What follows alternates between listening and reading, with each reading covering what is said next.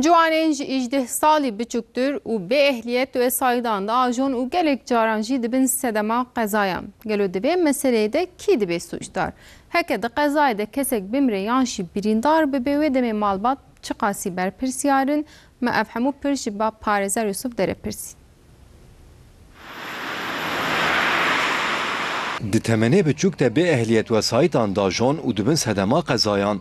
Gelo malbatên ciwanên bê ehliyetên ku qezayê dikin çi qas berpirsiyarin. Dibe ku dê û bav wê kilîda erebê muhafaze bikin.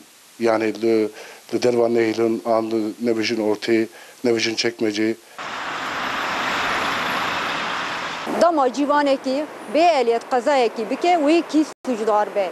Gelo hukuk derbarê wî û malbata wî da çi dibêje?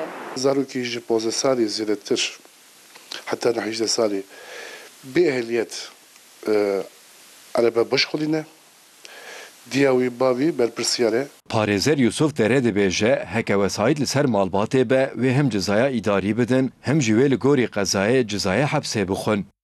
Seqetkirinekî an jî kuştinekî were holê, di wî de jî bav jî dê jî cezaya hepsê dikire.